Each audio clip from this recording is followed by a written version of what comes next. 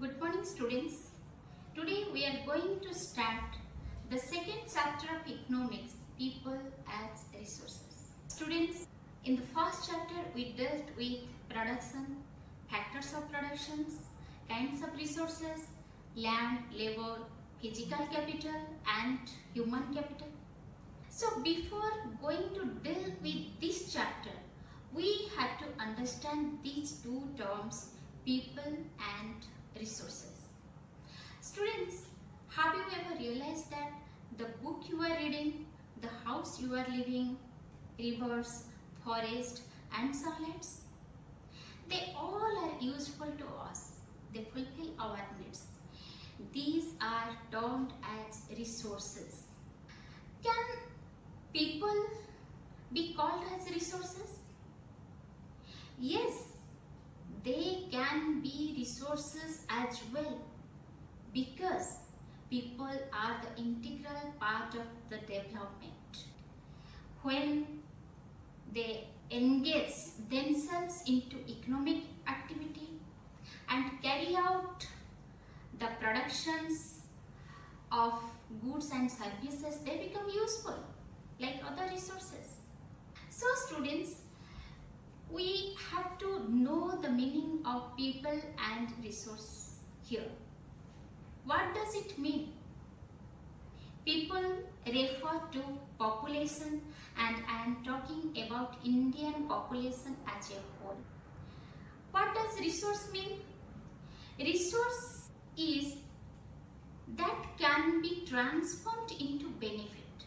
Resource means that can be transformed anything that can be transformed into benefit. Transformed means transform here, change, and benefit we are talking in the context of population. So students, whenever we think about the Indian population, it's very huge population, suddenly it comes to our mind that all the negativity like scarcity, illiteracy, unemployment and exploitation of nature, sometimes you overlook its positive side. So in this chapter we will know how this population will be converted into benefit for the economic growth. Right now our consideration of Indian population is a liability. Liability means burden. So here we have to know, as we all know, that Indian population is very high.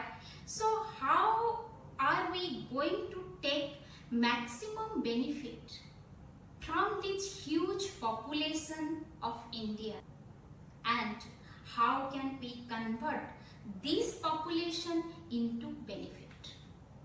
That is a big question. So how? Students, I can give you an example.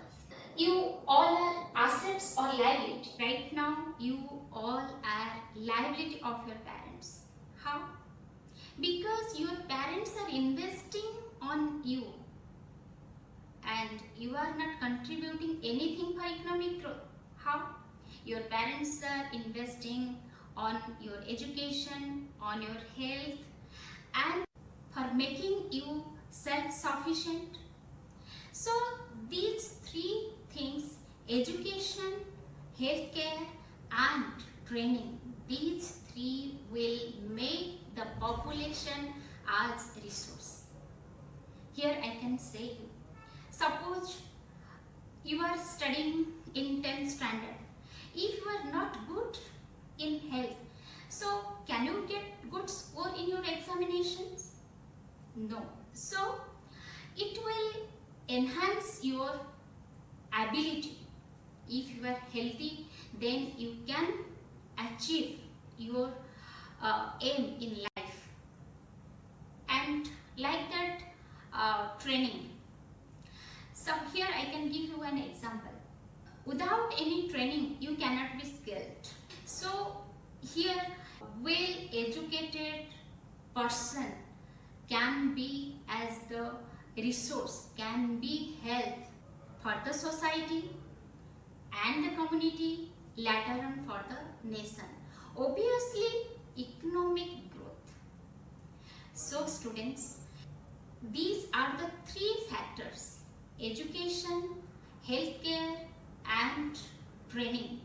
These are the three important factors to make the people self-sufficient and to be asset for the economic growth.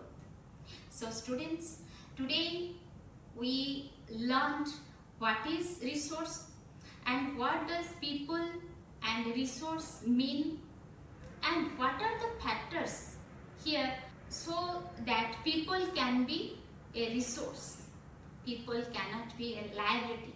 How the Indian population will be converted from liability to an asset. This is all about today's chapter. I hope you have to go through thoroughly.